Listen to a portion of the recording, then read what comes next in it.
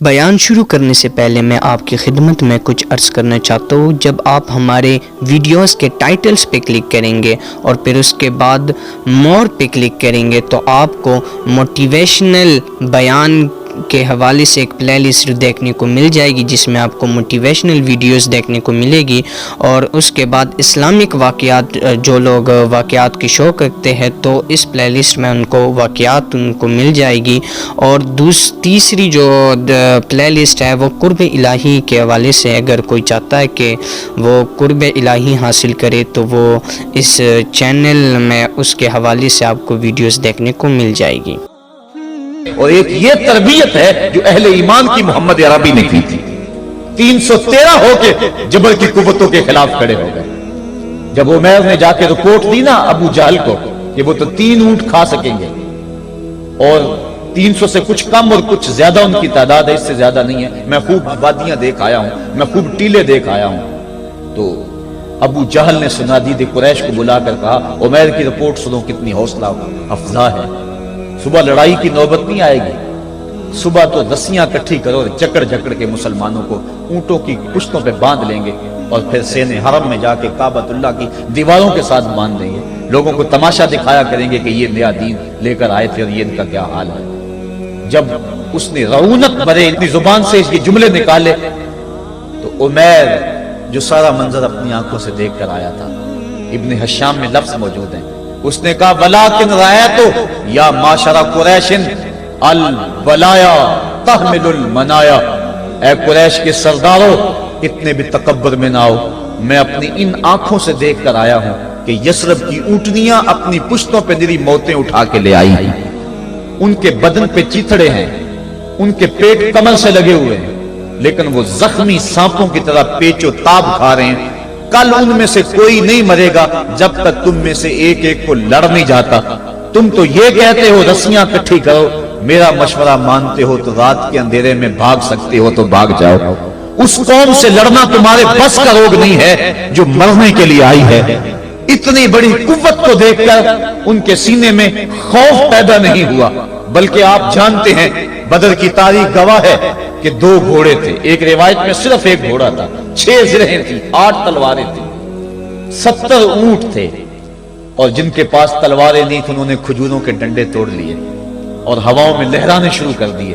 جب یہ ملکوتی قافلہ مدینے سے باہر نکل رہا تھا، دکانوں پہ یہودی عیسائی بیٹھے تھے، انہوں نے کہا مسلمانوں کس بل بوتے پہ جا رہے ہو، کس برتے پہ جا رہے ہو، کون سا آسرا ہے تمہارا، آلات حرب و ضرب تو تمہارے پاس موجود نہیں، اتنی بڑی قوت سے ٹکرانے جا رہے ہو جو کیل کانٹے سے اور اسلحے سے آلات حرب و ضرب سے لیس ہو کے آئی ہے، تم مقابلہ کیسے کر پاؤ گے، کس بل بوتے پہ جا رہے ہو۔ حضور کملی اوڑے ساتھ ساتھ چل رہے تھے، صحابہ نے اشارہ کر کے کہا نہ تیغ و تیر پر تکیا، نہ خنجر پر نہ بالے پر، بھروسہ ہے تو اس سادی سی کالی کملی والے پر۔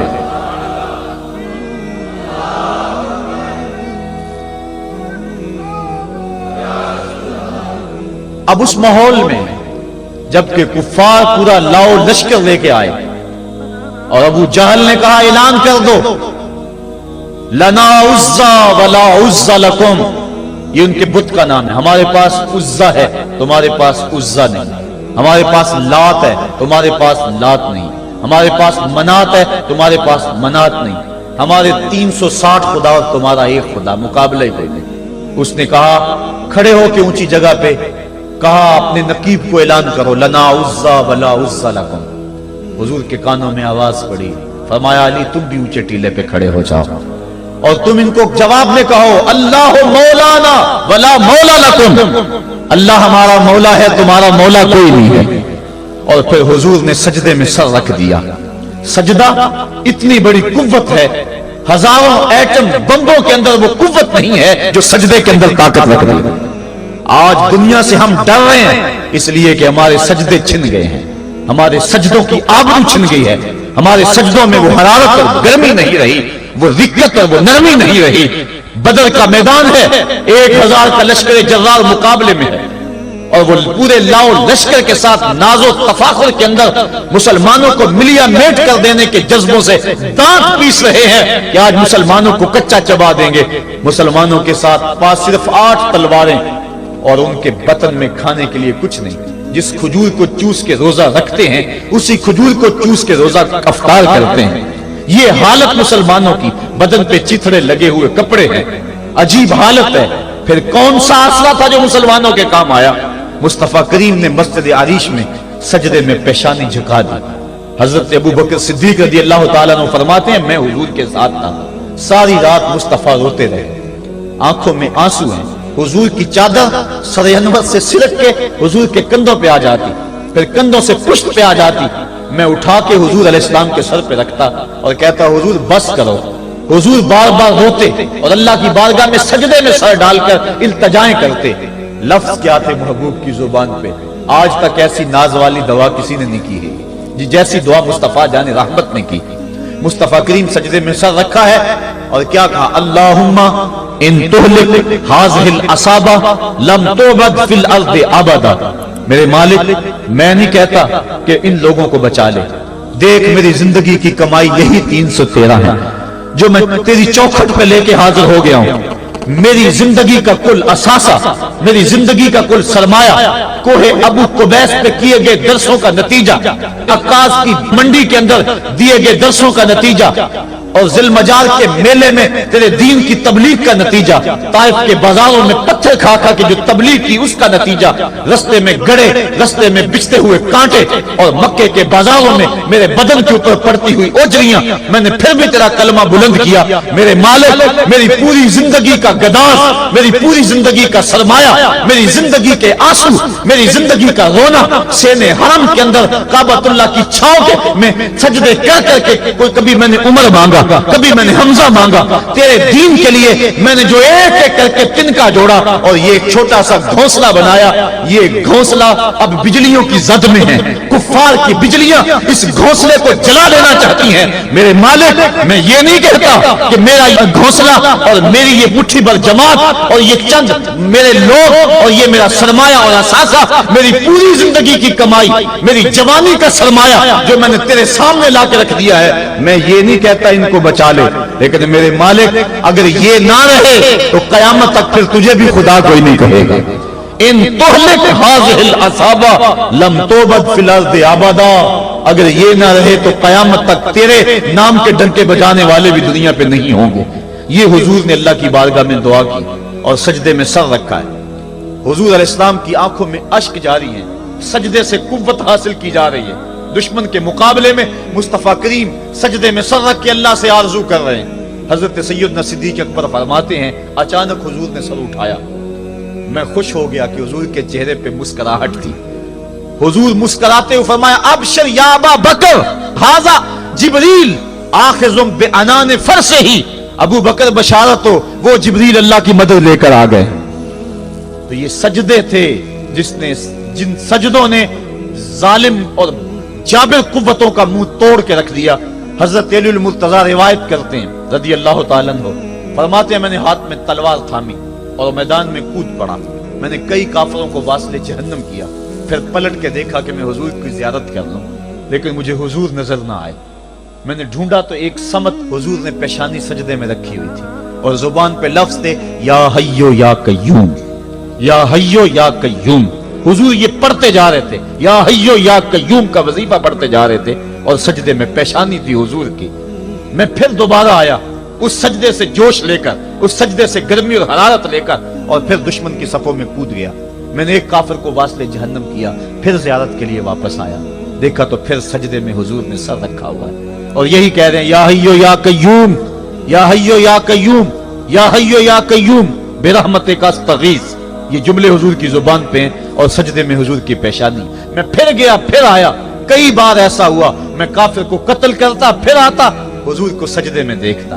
फरमाया फिर हुजूर ने तलवार थामी और मुस्तफा करीम मैदान जंग में कूद पड़े। लोग बढ़ चढ़ के दुश्मनों पे हमला करते थे, लेकिन जो सबसे आगे काफिरों की सफा में कूद के हमला कर रहा था वो आमना का लाल मोहम्मद मुस्तफा सल्लल्लाहु अलैहि वसल्लम। तो सजदे से वो कुव्वत मिलती है, सजदे से वो नूर और रोशनी मिलती है कि पूरे जमाने में उजाला किया जा सकता है। आज 56-57 इस्लामी मुल्क दुनिया के सामने रुसवा हो रहे हैं और दुनिया के सामने सजदा रेज हैं, इसलिए कि वो एक खुदा के सामने सजदा करना भूल गए, ایک سجدہ جسے تو گراں سمجھتا ہے، ہزار سجدے سے آدمی کو دیتا ہے نجات۔ آؤ اس کے حضور جھکو، اس کے حضور جھکنے والا کسی کے آگے نہیں جھکتا۔ سجدہ اس کو قوت دیتا ہے، تو راز کن فکاں ہے، اپنی آنکھوں پر عیاں ہو جا، خودی کا راز نہ ہو جا، خدا کا ترجمہ ہو جا، خودی میں ڈوب جا غافل، یہ سر زندگانی ہے، نکل کر حلقہ شام و سحر سے جاویداں ہو جا، گزر جا بن کے سیلے تندرو کوہ بیاباں سے، گلستان راہ میں آئے تو جوئے نغمہ خواں ہو جا۔ مالک کے حضور جب بندہ عزت سے سر جھکا دیتا ہے، اللہ کی رحمتیں بندے پہ نازل ہوتی ہے۔ ایک روایت میں آتا ہے جب بندہ نماز کے لیے کھڑا ہوتا ہے، ابھی اس نے سجدے میں جانا ہوتا ہے، ابھی وہ قیام ہی کرتا ہے، اللہ فرماتا ہے میرے بندے کے گناہ جو ہیں اس کے بدن سے نکال کے ایک سمت کر دو، تاکہ میرا بندہ اس حالت کے اندر میرے حضور حاضر ہو کہ وہ گناہوں سے پاک اور صاف ہو۔ حضرت نبی رحمت صلی اللہ علیہ وآلہ وسلم فرماتے ہیں کہ پھر اس کے سارے گناہ اس کے بدن سے اتار کے ایک سمت رکھ دی جاتے ہیں، اور بندہ مصلی پہ سبحان ربی العالی کے نغمے الاپتا ہے، رکوع کرتا ہے، سجدے کرتا ہے۔ جب سلام پھیر کے نماز ختم کر کے دعا کر کے جانے لگتا ہے تو فرشتے عرض کرتے ہیں مالک یہ جو گناہ اتار کے ایک سائیڈ پہ رکھے تھے یہ دوبارہ اس کو دے دیں؟ اللہ فرماتا ہے جس کی جھولی سے گناہ نکال لیے تھے دوبارہ اس کی جھولی میں نہیں ڈالیں۔ اللہ اکبر۔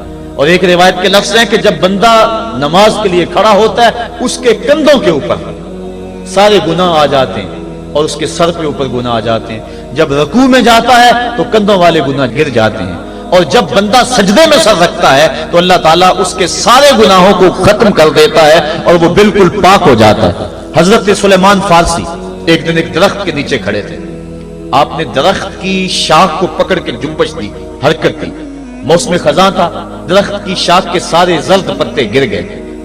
ایک صحابی پاس کھڑے تھے، انہیں پوچھنے لگے عثمان تو نے مجھے پوچھا نہیں کہ میں نے درخت کی شاخ کو یوں ہلایا کیوں ہے؟ انہوں نے کہا اچھا پھر آپ بتا دیں کہ آپ نے درخت کی شاخ کو یوں کیوں ہلایا ہے؟ کہا سنو پھر ایک دن میں اور چند صحابہ حضور کے ساتھ جا رہے تھے، رستے میں ایک درخت آیا، اس کے نیچے حضور کھڑے ہوئے، حضور نے اس طرح درخت کی شاخ کو پکڑ کے ہلایا، یوں پتے جھڑ گئے، ہم اس منظر کو دیکھتے رہے۔ حضور علیہ السلام نے فرمایا سلمان فارسی تو نے مجھے پوچھا نہیں کہ میں نے اس درخت کی شاخ کو یوں کیوں ہلایا ہے؟ تو میں نے عرض کی حضور آپ بتا دیں کہ آپ نے کیوں ہلایا ہے؟ فرمایا سلمان جس طرح اس درخت کی شاخ کو ہلایا گیا اور سارے پتے جھڑ گئے، جب کوئی بندہ سجدے میں سر رکھتا ہے نماز پڑھتا ہے اس کے سارے گناہ دھل جاتے ہیں اور وہ پاک اور صاف ہو جاتا ہے۔ ایک دن فرمایا صحابہ اگر کوئی بندہ اس کے گھر کے سامنے سے نہر گزرتی ہو اور وہ دن میں 5 مرتبہ اس نہر کے اندر غسل کرے تو بتاؤ اس کے بدن کے اوپر کوئی میل کچیل رہ جائے گا؟ عرض کی نہیں۔ فرمایا اس طرح جو 5 نمازیں پڑھتا ہے اس کے بدن کے اوپر گناہوں کا میل نہیں رہتا۔ فرمایا الصلاۃ معراج المومنین، نماز مومنوں کا معراج ہے۔ عماد الدین الصلاۃ، نماز دین کا ستون ہے۔ حبب الی من دنیاکم ثلاث الطیب والنساء وجعلت قرۃ عینی فی الصلاۃ، مجھے تمہاری دنیا سے صرف 3 چیزیں پسند ہیں، خوشبو، منکوحہ بیویاں اور میری آنکھوں کی ٹھنڈک نماز میں رکھی ہے۔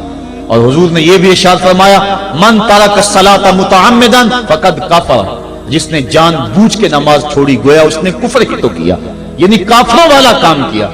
حضرت امام فخر الدین رازی نے تفسیر کبیر میں لکھا حافظوا علی الصلوات والصلاۃ الوسطی، اس آیت کریمہ کے تحت ایک عورت مدینے کی گلیوں میں چیخ رہی ہے اور کہنے لگی مجھے حضور کے در کا پتہ بتاؤ۔ حضور کی چوکھٹ کا پتہ بتلایا گیا، وہ حاضر ہوئی۔ آقا کریم صلی اللہ علیہ وسلم کی خدمت میں عرض کی حضور میرا خامد سفر پہ گیا ہوا تھا اور میں نے اس کی عدم موجودگی کے اندر زنا کر لیا، حمل ٹھہر گیا اور جو بچہ پیدا ہوا میں نے مارے شرم کے اس بچے کو سرکے کے مرتبان میں ڈال دیا اور پھر اسی سرکے سے میں لوگوں کو فروخت کرتی رہی ہوں۔ اب جب کہ میرا ضمیر جاگا ہے میں آپ کی خدمت میں حاضر ہوئی، مجھے بتایا جائے کہ میرے گناہ کا بھی کوئی کفارہ ہے۔ حضور نے ارشاد فرمایا جو تو نے زنا کیا ہے اس کی سزا رجم ہے کیونکہ تو شادی شدہ ہے، اور جو تو نے بچے کو قتل کیا ہے قتل کی سزا قتل ہے۔ اور جو تو نے سرکہ بیچا ہے فقد ارتکبت کبیرہ، تو نے کبیرہ گناہ کیا ہے، اس کی سزا تو قیامت کے دن پائے گی۔ اس کے بعد حضور فرمایا ان تینوں گناہوں کی یہ سزا ہے، لیکن جس طرح تو گھبرائی ہوئی آئی تھی میں تو یہ سمجھا تھا شاید تیری نماز اثر قضا ہو گئی ہے۔ اب آپ اندازہ کریں کہ نماز کی اہمیت کیا ہے اور ہم اس بات میں کتنی سستی کرتے ہیں۔ کسی سے پوچھا جائے نا آؤ نماز پڑھنے چلے، وہ کہتے ہیں بس یار میرے کپڑے پلید ہیں، کپڑے میرے پاک نہیں ہیں۔ تیرے کپڑے کیسے پاک رہ سکتے ہیں؟ تو اللہ کے حضور جھکنا نہیں جانتا، تیرے کپڑے بھی پلید ہے، تیرا دل بھی پلید ہے، تو اس کے حضور جھک کے تو دیکھ، قلب بھی ستھرا کر دے گا، تیری روح کو بھی پاکی دے دے گا، تیرے قلب کو بھی طہارت بخش دے گا۔ تو اس کے حضور جھک، اس کے حضور سجدوں سے اللہ کے حضور خراج پیش کر اپنی محبتوں کا۔ جب بندہ سجدے میں سر رکھتا ہے اللہ فرشتوں میں فخر کرتا ہے، میرے بندے کو دیکھو نا بالآخر میرے حضور ہی جھکا ہے نا، کتنے گناہ کیے اس نے، کتنے جرم کیے اس نے، لیکن بالآخر میرے حضور آیا اور اپنے گناہوں کی معافی مانگتا ہے۔ فرشتوں گواہ ہو جاؤ میں نے اپنے اس بندے کی مغفرت فرما دی۔ تو اللہ کے حضور نماز پڑھنے والا، بلکہ ایک روایت مسند امام احمد بن حنبل میں موجود ہے، حضور فرمایا جب بندہ نماز کے ارادے کے لیے اٹھتا ہے اور وضو کرنے کے لیے جب پانی کا پہلا قطرہ چلو پہ لیتا ہے، جو ہی اس کے بدن سے وضو کا پانی چھوتا ہے اللہ اس کے گناہوں کو معاف فرما دیتا ہے۔ جس نماز کے قصد کے لیے اٹھیں اور وضو کریں اور پانی چھوتے ہی گناہ معاف ہو جائیں، اگر اس نماز کا اعلیٰ درجہ سجدہ کر لیا جائے تو پھر مالک کی کتنی رحمت نازل ہوگی۔ یہ کتنی بڑی دولت ہے، یہ کتنا بڑا سرمایہ ہے جس سے ہم لوگ محروم رہ جاتے ہیں۔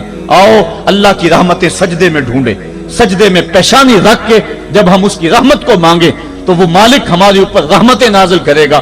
آج پوری دنیا کے اوپر مسلمانوں کے ساتھ جو حالات ہیں وہ کسی سے مخفی نہیں۔ کوئی کہتا ہے کہ معاشی طور پہ مسلمان کمزور ہیں، اس وجہ کو بھی میں تسلیم کرتا ہوں۔ مسلمان کے پاس آلات حرب و ضرب بھی موجود نہیں ہیں، اس وجہ کو بھی تسلیم کر لیا جائے۔ سیاسی طور پہ مسلمان کمزور ہیں، اس وجہ کو بھی تسلیم کر لیا جائے۔ یہ ساری وجہیں اپنی جگہ پہ، لیکن یہ بھی تو سنو مسلمانوں کی تعداد اس وقت 1 ارب 40 کروڑ ہے۔ افرادی قوت اتنی کبھی بھی مسلمانوں کی نہیں ہوئی تھی۔ اس وقت مسلمانوں کے پاس ایٹمی طاقت موجود ہے، اتنی قوت عسکری کبھی بھی مسلمانوں کے پاس نہیں ہوئی تھی۔ 56 اسلامی ملک ہیں جن میں قیمتی معدنیات سے اور تیل کی دولت سے اور سونے کی قیمتی معدنیات سے یہ مسلمان مالا مال ہیں۔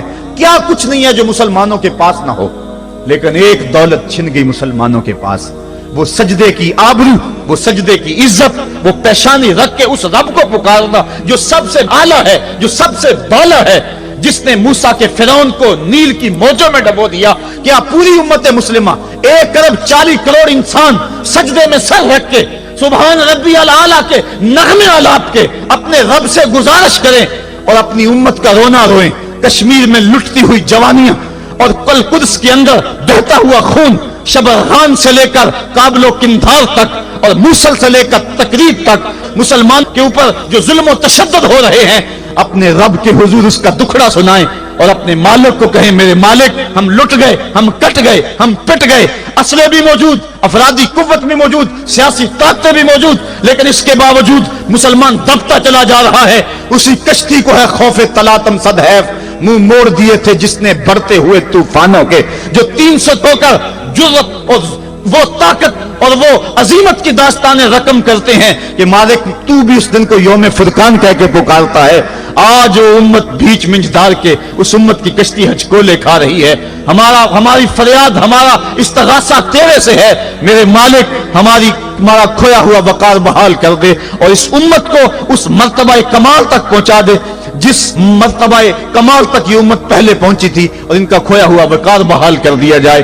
آج بھی ہم اگر سجدوں سے اپنے رب کو منا لیں اور وہ روٹھا ہوا رب آج بھی ہماری مدد کے لیے آ جائے تو پھر کوئی قوت، کوئی طاقت ہمیں نہیں لتاڑ سکتی۔ آئیے ہم سجدے سے اپنے مالک، اپنے خالق اور اپنے رازق کے حضور اپنی محبتوں اور اپنی الفتوں کا خراج پیش کریں۔ نماز ایک ایسی عبادت ہے جس کا حکم قرآن میں 750 مرتبہ کے قریب دیا گیا۔ اور ایک آخری بات عرض کر کے اپنے موضوع کو سمیٹنا چاہوں گا۔ میرے اور آپ کے آقا مولا حضور نبی رحمت صلی اللہ علیہ وسلم پر جب وقت آخر آیا تو آخری وصیتیں جو حضور نے اپنی زندگی میں کی وہ کیا تھی؟ 2 وصیتیں تھی حضور کی آخری۔ جب حضور ایام مرض میں تھے اور آخری وصیت ہے اس کے بعد حضور نے کوئی کلام نہیں کیا، وہ یہی تھا الصلاۃ الصلاۃ الصلاۃ الصلاۃ، لوگوں میں تمہیں نماز کی تاکید کرتا ہوں، میں نماز کی تاکید کرتا ہوں۔ اور دوسرا فرمایا جو تمہاری ملک میں تمہارے غلام اور تمہاری لونڈیاں ہیں ان کے ساتھ حسن سلوک کی تاکید کرتا ہوں۔ یہ آخری دو باتیں تھی جو حضور نے ارشاد کی، حقوق اللہ کے حوالے سے نماز اور حقوق العباد کے حوالے سے حضور نے کمزوروں کے حق ان تک پہنچانے کی تاکید امت کو دی، اور اس کے بعد پھر حضور انتقال کر گئے۔ آئیے ہم سجدوں سے اپنے رب کو راضی رکھیں۔ اللہ مجھے آپ کو توفیق عمل عطا فرمائے۔ آپ سب حضرات سے گزارش ہے کہ اس ویڈیو کو لائک کریں۔ جب آپ اس ویڈیو کو لائک کریں گے تو یوٹیوب اس ویڈیو کو آگے بھیجے گا اور دوسرے لوگ اس سے ہدایت حاصل کریں گے۔ اگر آپ چاہتے ہیں کہ لوگ اس ویڈیو سے ہدایت حاصل کریں تو ویڈیو کو لائک کریں۔